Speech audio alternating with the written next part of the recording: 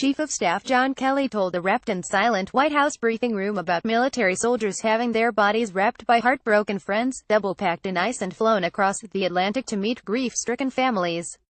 He recalled his son's 2010 death from a roadside bomb explosion in Afghanistan, and a close friend, Gen. Joseph Dunford, devastating him with the news. Story continued below. Kelly then told the press corps he left the West Wing and walked past the tombstones in Arlington Cemetery just this week, fuming after a Democratic congresswoman accused President Donald Trump of hurting a family in a call to express condolences. Many of those under the tombstones, he said, were soldiers following his orders as a military general. In an extraordinary performance that mixed poignant experiences, political strategy, nostalgia for a less hostile society, and a seeming rebuke of his boss, Kelly accomplished what few others have been able to do: forcefully vouch for Trump in a moment of political peril. The president had made, or faced, a number of startling accusations in a 48-hour span. He first said previous presidents did not call families of dead soldiers, which was rebutted by their aides. Then, a congresswoman and the family of a slain soldier charged Trump with being insensitive in a phone call to the widow, saying Trump left her in tears. Finally, the father of another dead soldier accused Trump of offering $25,000 and then not paying. Trump wrote the check this week after the Washington Post initially published the story. It was promised in June. By signing up, you agree to receive email newsletters or alerts from Politico. You can unsubscribe at any time. Kelly, long reticent of talking about his son's 2010 death, was not thrilled that Trump made his personal devastation a political football, said several people who know him. But his boss was in a jam, and he decided to come into the briefing room after telling others Trump was being treated unfairly, and that he hated seeing dead soldiers become a political cudgel. What he wanted to convey, one administration official said, is that this was a serious time, and attacks were being lobbed that were not factual or fair, from people unqualified to make them and who had not suffered. He asked only reporters who knew a Gold Star family to raise their hands with questions. With a non-incensed demeanor and a voice that barely modulated, Kelly ticked through criticisms of the president and then rebutted them, casting Trump's actions and words in a far kinder light. The chief of staff said it was actually him, whose son, second Lt.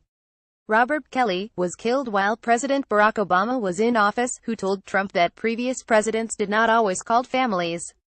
Trump then blurted that information out at a news conference on Monday, trying to defend himself from a question about why he hadn't called families of soldiers killed 12 days earlier in an ambush in Niger. Kelly reiterated that Obama had not called him after his son's death, but that he had gotten a letter, and that he didn't consider it disrespectful. Kelly told Trump what to say on the call to the widow of Sergeant David Johnson that was decried as insensitive. And, in fact, he said he advised Trump not to call the families of the soldiers slain in Niger at all, but was overruled by the president. There's no perfect way to make that phone call, Kelly said. When I took this job and talked to President Trump about how to do it, my first recommendation was he not do it.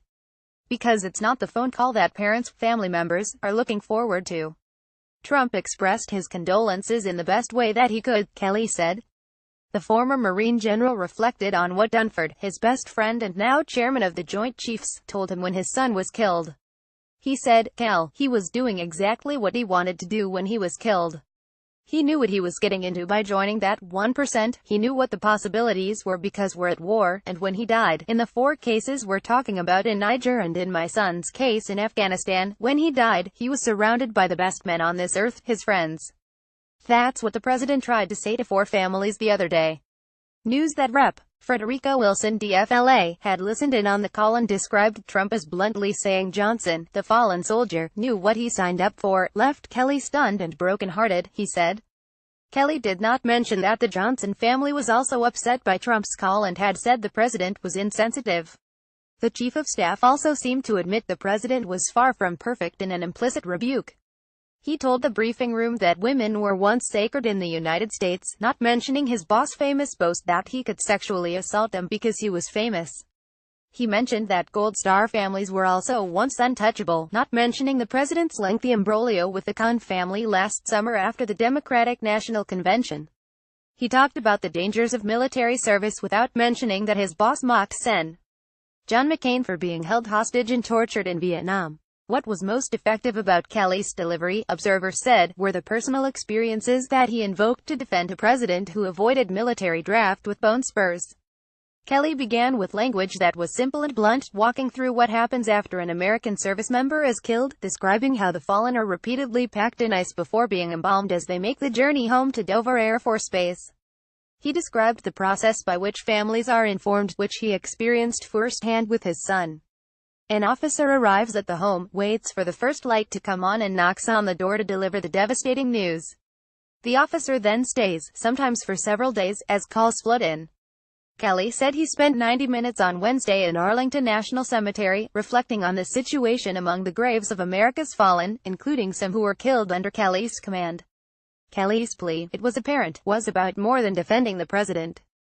Let's not let this maybe last thing that's held sacred in our society, a young man, young woman, going out and giving his or her life for our country, let's try to somehow keep that sacred, Kelly said.